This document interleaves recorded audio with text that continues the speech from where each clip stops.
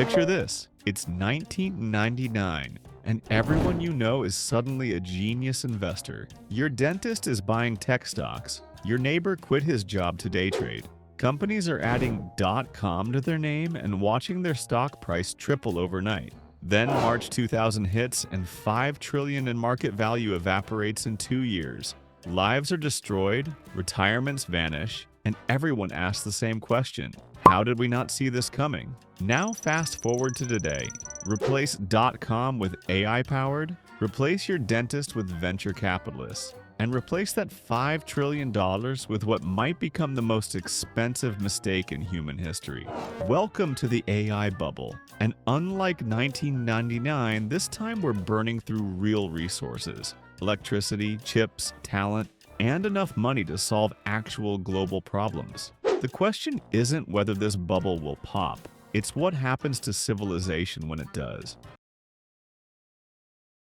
Let's start with something bizarre that happened recently. Sam Altman, the guy who's basically the face of AI right now, stood in front of reporters and said something you'd never expect a CEO to admit. Yeah, this might be a bubble. Not might be risky, not might be overvalued, might be a bubble. He tried to soften it with corporate speak about kernels of truth and smart people getting overexcited. But here's what he actually said. We've convinced the world to give us an unimaginable amount of money for something that might not work the way we promised. And the wildest part, the markets barely blinked. Because at this point, we're so deep into the AI story that even the prophet-admitting doubt can't shake the faith. So let's talk about what deep actually means in dollars and cents. In 2024 alone, just 4 companies, Microsoft, Amazon, Google, and Meta, spent $344 billion on AI infrastructure. That's not over several years, that's 1 year. To put that in perspective, that's more than the entire GDP of countries like Finland or New Zealand. It's equivalent to building 344 new hospitals that cost $1 billion each, or funding free college for every American student for the next decade. But here's where it gets really interesting. OpenAI, the company at the center of this entire storm, isn't publicly traded. We don't get to see their books, but we do know they raised $40 billion in their latest funding round, then immediately started talking about needing trillions more for data centers. Trillions, with a T. When someone asks you for $1 billion, they're building something ambitious. When they ask for $1 trillion, they're either building a new reality or they've lost touch with the current one. And it's not just American companies. China has reportedly poured over $500 billion into their AI build-out through state-owned enterprises. The European Union is scrambling to compete. Even smaller countries are launching AI sovereignty initiatives because nobody wants to be left behind in what everyone assumes will be the defining technology of the century. Based on chip sales from NVIDIA and AMD alone, analysts estimate we've already crossed the $2 trillion mark in global AI infrastructure spending, and we're just getting started. Think about that for a second. $2 trillion. That's enough to end world hunger for 67 years according to UN estimates. It could transition the entire global economy to renewable energy. Instead, we're using it to build machines that can write marketing emails and generate images of cats in astronaut suits. Here's where the story gets physical and honestly kind of scary. Right now, data centers consume about 1.5% of the world's total electricity. That might not sound like much until you realize that's equivalent to the entire power consumption of a country like the United Kingdom. And the International Energy Agency projects that number could double by 2030 if AI growth continues at its current pace. Double in just 6 years. The problem is, our infrastructure was never designed for this. The American electrical grid, the backbone of the world's largest economy, was mostly built in the 1960s and 70s. It's running at just 15% reserve capacity, which means we're already close to the limit. Adding massive AI data centers is like trying to charge a Tesla by plugging it into an extension cord from 1975. China, on the other hand, built most of their grid in the last 20 years. They're running at 100% reserve capacity. They can flip a switch and power up entire cities' worth of AI infrastructure without breaking a sweat. While American companies are literally being told, sorry, we don't have enough electricity for your new data center, Chinese firms are plugging in GPUs like they're Christmas lights.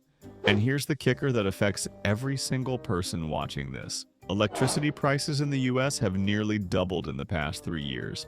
Part of that is inflation, sure, but a significant chunk is directly attributable to this AI infrastructure build-out. So when you're paying more to heat your home, charge your car, or run your business, you're partially subsidizing the same AI systems that are supposed to revolutionize everything. You're paying for someone else's chatbot, whether you use it or not. Goldman Sachs analysts say new large-scale power capacity won't come online in key U.S. markets until 2028 at the earliest. Meanwhile, data center vacancy rates are below 3%. Translation: we've hit a physical wall. There's literally nowhere to plug in all these AI systems we're building.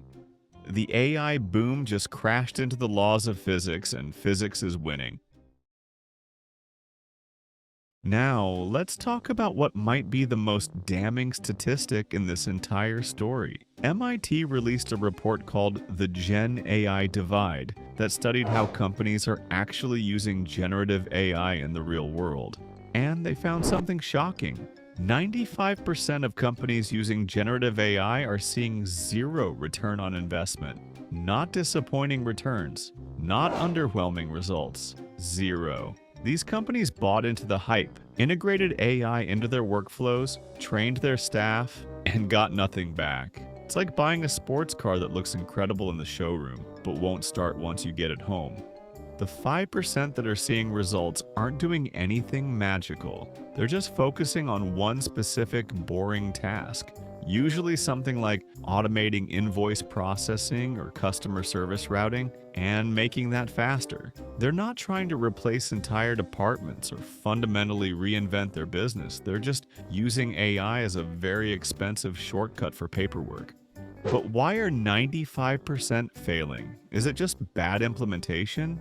Not really. The problem is deeper. MIT researchers discovered that large language models perform reasonably well on short, simple tasks, but completely fall apart on longer, more complex ones. The more context they need to hold, the more likely they are to hallucinate, make logical errors, or just produce gibberish that sounds confident. Even coding, which everyone said would be AI's killer app, turns out to be problematic. Yes, AI can write code, but that code often contains subtle bugs and security vulnerabilities that experienced developers have to spend time hunting down and fixing. Some companies are literally hiring AI code reviewers whose entire job is cleaning up after the AI.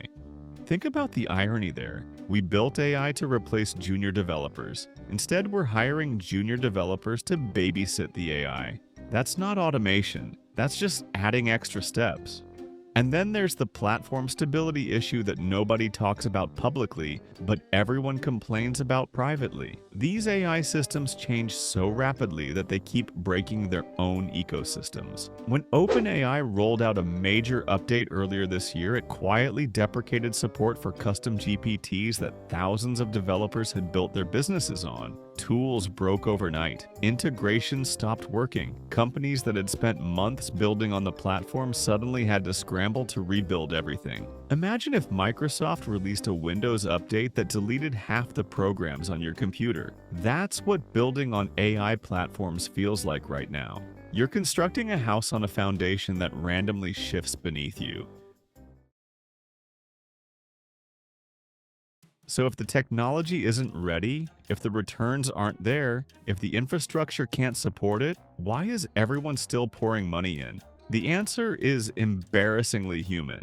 Fear of missing out. Every CEO watched their competitors slap AI-powered onto a product announcement and get a stock price bump. Suddenly, not having an AI strategy became more dangerous than having a bad one. Boards started asking questions. Investors started getting nervous. So companies rushed to announce AI initiatives, whether they made sense or not. Budgets got rewritten overnight. Marketing teams became AI-enhanced marketing teams. Customer service became AI-driven customer experience. The software barely changed, but the language transformed completely, and stock prices responded accordingly. This is textbook bubble psychology. It's not about building something real, it's about not being the one person at the party who looks confused when everyone else is nodding along. We've seen this movie before. During the late 1990s, companies were literally adding .com to their names and watching their valuations double. There was a company called Computer Literacy, a bookstore. They changed their name to fatbrain.com, and their stock jumped 33% in a single day. They didn't change their business. They didn't invent anything new. They just added .com to their name. Sam Altman actually described this perfectly when he made that bubble admission. He said bubbles happen when smart people get overexcited about a kernel of truth.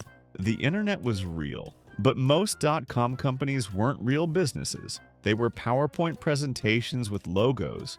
AI is real. The technology works. But most of today's AI companies aren't real businesses either. They're wrappers around OpenAI's API with venture funding and a dream.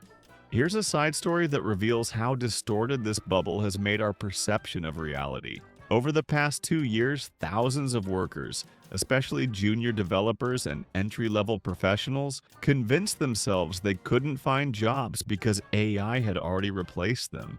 They saw the headlines about AI taking over coding, writing, design. They assumed they'd been automated away, but that's not what actually happened. The hiring crash had nothing to do with AI and everything to do with the post-COVID hiring bubble finally deflating. During the pandemic, companies panicked and hired aggressively. Tech companies were bringing on multiple teams to do the same work because they were afraid of losing talent. Then reality set in, and they realized they'd hired 5 front-end teams when they needed one. The layoffs were about correcting overhiring, not AI replacement. But because the AI narrative was so loud, people blamed the robots instead of recognizing the actual market dynamics. That's what bubbles do. They distort everything, even our understanding of basic cause and effect. Here's something most people don't understand about why this bubble grew so large so fast. Most of it happened in private markets, away from public scrutiny. When a public company's stock is overvalued, you can see it every day. The price is right there. Analysts question it. Short sellers bet against it. There's a natural immune system that fights excessive hype, but private companies operate differently. A startup can raise money at a $10 billion valuation, burn through half of it with nothing to show, and as long as the next funding round comes in at $15 billion, everyone pretends it's going great. The valuation only exists on paper based on what the last investor was willing to pay.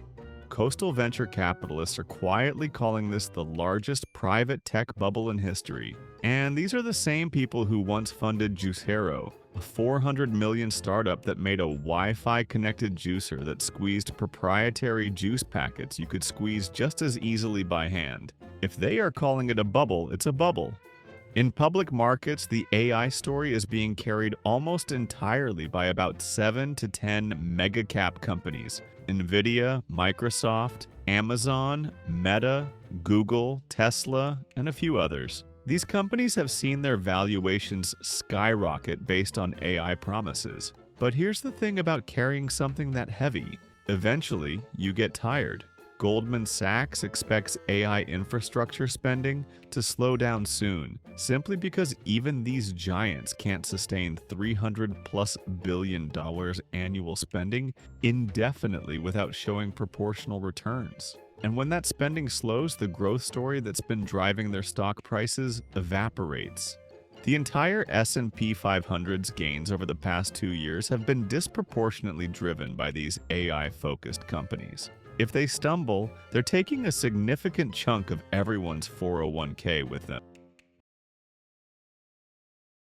So what does it actually look like when a bubble this big bursts? It won't be a single dramatic moment. There won't be a specific day when someone announces the AI bubble has popped. Instead, it'll be a slow, grinding realization that spreads across the industry like a virus. First, a few high-profile AI startups will quietly shut down or get acquired for pennies on the dollar. The headlines will call them outliers, casualties of execution challenges, rather than symptoms of a broader problem. Then earnings reports from the big tech companies will start missing expectations. Not catastrophically, just consistently. The story will shift from when will AI pay off to how long until AI pays off to finally will AI ever pay off at this scale. Venture capital funding for AI startups will dry up, not because VCs suddenly became smarter, but because their limited partners, the institutions and wealthy individuals who give VCs money, will start asking uncomfortable questions about returns. Layoffs will come next, but they'll be disguised as restructuring and refocusing on core business. Companies will quietly downsize their AI teams while publicly maintaining that they're still committed to AI innovation. But here's the important part, and it's why this isn't just a doom and gloom story. Bubbles don't destroy everything. They destroy the excess while leaving the valuable parts behind. After the dot-com crash, thousands of startups vanished, but Amazon survived, Google survived, eBay survived. The companies that were building real infrastructure, solving real problems, and generating real revenue made it through. And they became the foundation of the internet we use today. The same thing will happen with AI. Most of the flashy startups promising to revolutionize entire industries will disappear. The ones that survive will be the boring ones. The companies making better chips. The ones building more efficient data centers. The firms solving the electrical grid problem. The researchers developing more reliable models. The technology isn't fake. The capabilities are real, but the expectations are insane, and the business models haven't caught up to the costs. When the dust settles, here's what will probably remain valuable. The infrastructure itself, the data centers, the specialized chips, the power systems won't disappear. It'll get repurposed, sold off, acquired by companies that can actually use it efficiently. The research will continue, but at universities and well-funded labs, rather than growth at all cost startups. Progress will be slower but more rigorous. The actual useful applications, automated data processing, specialized medical imaging analysis, specific coding assistants, will stick around because they genuinely save time and money at scales that make sense. What will disappear is the fantasy that AI will replace human intelligence wholesale, that every company needs to be an AI company, and that throwing money at the problem is the same as solving it. Here's what's truly staggering about this moment. We're spending trillions of dollars learning a lesson we already knew. Technology hype cycles follow a pattern. They always have. There's the breakthrough, the excitement, the gold rush, the overpromising, the reckoning, and then the slow, steady build of actual value. We saw it with railroads in the 1840s, electricity in the 1920s, transistors in the 1960s, personal computers in the 1980s, the internet in the 1990s, and social media in the 2010s. Every single time, we convince ourselves this time is different, and every single time, it's not. The difference now is the scale. We've never had this much money, this much electricity, this much human talent focused on a single technological bet before. Which means when the correction comes, it's going to hurt more people, in more places, in more ways than previous bubbles. So here's what you should be asking. Not whether AI is real or whether it will change things. It will. The question is whether we're building this transformation wisely or whether we're just racing to be first without thinking about where we're going.